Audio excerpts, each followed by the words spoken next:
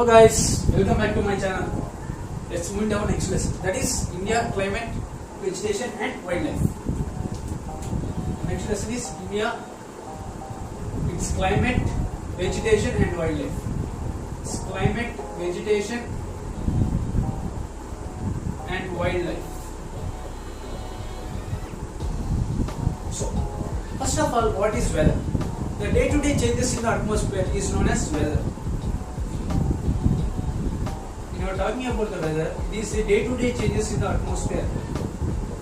Day-to-day changes in the atmosphere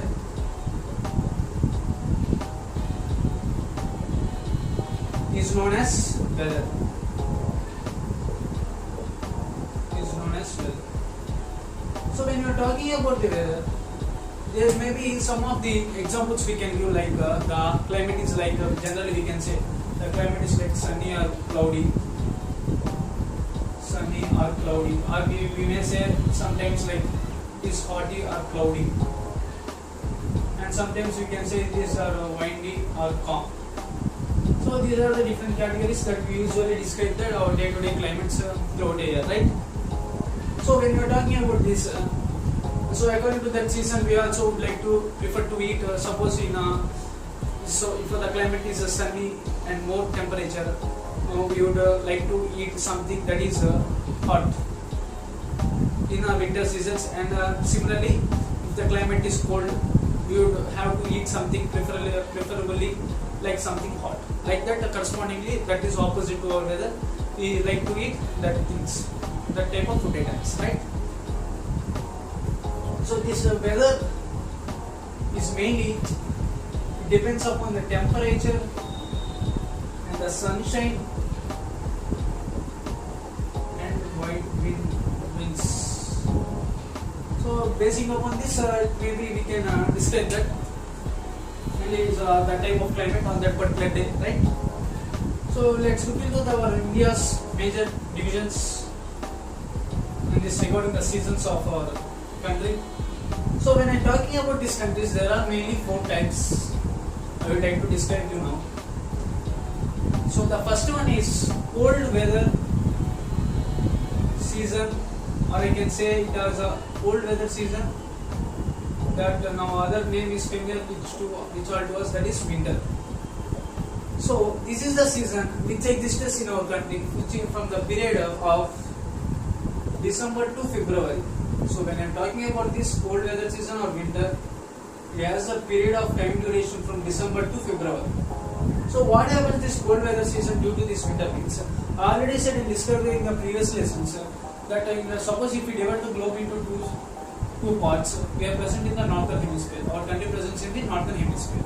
So now what I would like to tell you is that, so what happens during this cold during the period of December to February means the all winds, the dry winds which are present in the atmosphere would like to go from the north to south, moves from the north to south. So as a result, what happens means the winds which are present in the atmosphere goes to the south. So as a result, the sun rays don't have much effect on the northern hemisphere. So as a result, we have the winter season from the period of December to February, right? This is regarding the cold weather season, which was the first category of seasons. And the second one is, I can say it is a hot weather season, and the other thing which we precisely know, that is summer season, right? So when we are talking about the summer season, the period of which exists from the March to May. So during this, what happens means there is a maximum possibility of occurring sun rays falling in our northern hemisphere. So due to this, the dry winds and hot winds, commonly known as Lu. Very important thing, guys. Here we have to remember this one. This is known as the Lu. Dry winds and hot winds, which commonly known as the Lu.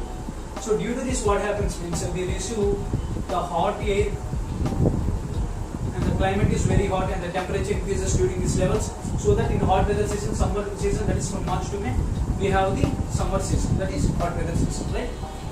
So when you're talking about the next season, which is our third season, is known as the southwest monsoon. Southwest monsoon season.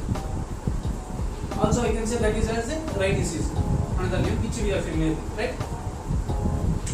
third one is southwest monsoon, or I can say that it is a rainy season. So when I talking about this rainy season, it has a period from June to September. So what happens this during the rainy season means? So before talking about this rainy season, one thing we have to note here, guys. So when I talking this southwest monsoon, it is known as the corresponding. It is an onset. It's a period of the onset, or it is the advance of the monsoon season. It is the advance of monsoon season. You can say it is very important thing here we have to know is that one, it is known as the onset, or it is the advance of the monsoon season. That is southwest monsoon. That is, we can call it as a rainy season. So what happens here means, so when I am taking our Indian map, so this is Arabian Sea and this is east, that is Bay of Bengal.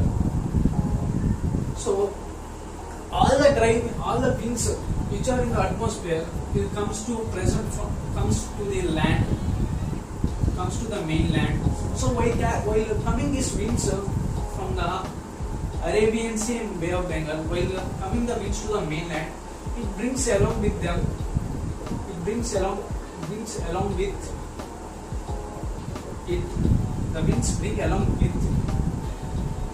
brings along with moisture.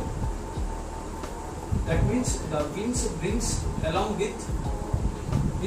with it moisture. So winds bring with it moisture while it is coming to the mainland from the Arabian Sea and Bay of Bengal, right? That is the thing we have to note here, important. The winds bring moisture with it, right? While coming to the mainland. So what happens means, the winds which came to the mainland, so it directly strikes the mountain barriers. So as a result, when this winds, whatever comes into the mainland, when this containing the moisture, so when this strikes these mountain barriers, there leads to the formation of rain. Like that, the rain will falls, right? That is why I said it is a southwest monsoon or rainy season. Let's move to our last classification of our seasons in our country. That is retreating of monsoon season, or also it is known as the autumn. So the last classification, that is retreating of monsoon seasons, retreating of monsoons, or I can say it is autumn. So when I am talking about this, its period is from only 2 months only, it has October to November. So mainly it happens in the states Andhra Pradesh and Tamil Nadu, guys. Andhra Pradesh and Tamil Nadu. Andhra Pradesh and Tamil Nadu, which is the southern states of our country. So why these two states means, so what happens to, especially for these two states means, these are the southern states of our country. So that this retreating of monsoons actually happens in these states of Andhra Pradesh and Tamil Nadu, which are the most southern states of our country, right? So during these seasons we are receiving the rainfall, right? So we receive the rainfall in the autumn season when comparing to other countries. That is very important thing, guys. Here we have to know Andhra Pradesh and Tamil Nadu, which are the most southern states of our country, right? Okay, that is in 2 months we will receive. So as per our India is, I already said previously in the previous sessions and lessons when I am explaining you about that, India lies in the tropical region. So as a result, what happens means, we have the climate of monsoon type. So this word, the monsoon, the word comes from the Arabic word Masiya, which means seasons in Arabic language. Right? This is the important classification of this order. Let's look into the factors that are affecting the climate. So before moving to the factors that are affecting the climate, let me tell you one thing. So I said regarding this last classification what we discussed here, that is autumn season, which the states Tamil Nadu and Andhra Pradesh will receiving the rainfall in this in this month, that is October and November, I said right now. Let's look into that now. So what happens means, so when our India, mainly our country depends upon agriculture, right? So whatever we are eating food, guys, right? We mainly depend on agriculture only. Not only in our country, wherever it is throughout the world, without agriculture farming, we have nothing, right? So every season, see on TVs and news, we are seeing regularly that so many farmers who are growing their paddy or something, wheat or whatever it may be, or rice or whatever it may be. So mainly due to some lack of rains, which not occurring in the proper time, they leads to the major losses for their crops, which they are cultivated from so many months with their day and night works, right? But they lost due to this some of the failures that monsoons and the rainfalls and winds which don't occur in the proper time. So due to this, they face so many losses.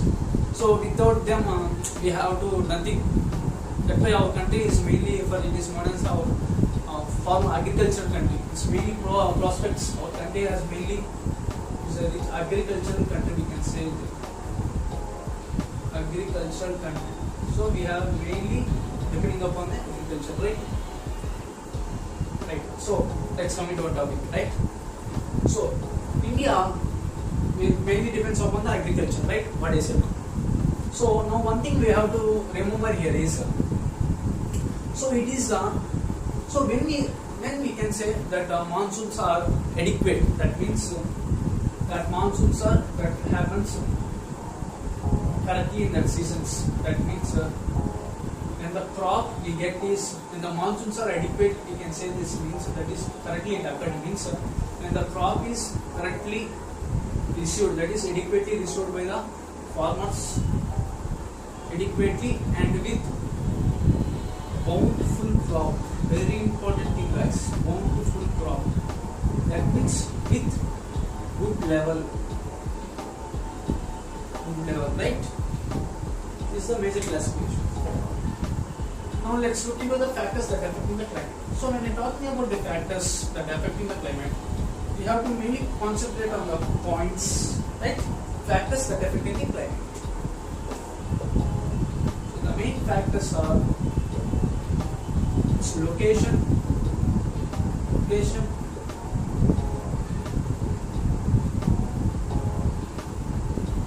and the second one is distance from the sea region. Distance from the sea region, its location, and the relief. So depending like this and altitude. So these are the foremost main factors that depends upon the climate for causing the changes in the climate. So when you are talking about the location, depending upon the changing place from one place to another place, there may be changes in the location that affects the climate, right? So when you are talking about the distance from sea region, so those regions which are close to those sea regions which are close to those countries which are close to the sea region will be humid and dry, and those are far from that they will have hot, right? Like that we can distinguish the factors that influence the climate of a country. And relief corresponding to the winds and altitude. So suppose we can consider mountains, means at the top and peak level we have that is at the mountain top we have cold climate. Suppose when you see the bottom, means we have hot climate, right? So in these factors, the important things we have to note here is that the Jaisalmer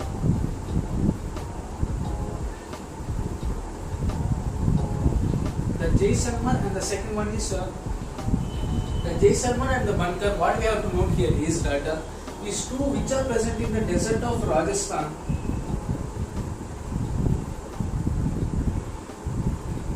have a very hot climate throughout the year, very hot climate. On the other side, the Dras and the second one is Kargil. So which those two are present in that Jammu and Kashmir. Those who are present in the Jammu and Kashmir have very cold climate, which is contrast to this. That is what is Jaisalmer and Bankar, right? So these things we have to remember here. And another more important thing we have to say is Jaisalmer, which is present in the Rajasthan, will not receive rainfall one time also. while through a particular year. So within a particular, it does not issue rainfall for one time also. And the othermost thing, other side we have to see that the thing is in the Mansindram, which is present in Meghalaya. Mansindram, which is present in Meghalaya, which receives highest rainfall. Throughout the world. That is the thing we have to understand. Let's in next session we will continue with this corresponding topics. Let's meet our GK part as usual. So the next largest lake that we are discussing, that is the Baikal. So Baikal Lake has an area of 31,500 square kilometers. So when I am talking about the lakes, it has inflowing rivers and outflowing rivers. The inflowing rivers are, one is Upper Angara and the second is Serengan. And the outflowing rivers are Angara, only Angara here Upper Angara. Important thing you have to remember here. And it is a type of freshwater lake, and also it is the continental rift lake. One more important feature for this Baikal lake is continental rift lake. Rift lake of type. It is not only, it is of the freshwater lake and the continental rift lake, right? And also another important feature of this Baikal lake when it concerned is it's the largest lake in terms of volume, and it is the clearest and oldest lake. Clearest and oldest lake present in the world, right? And also it is completely present inside the country of Russia. That's it for today, guys. Meet you in the next lesson.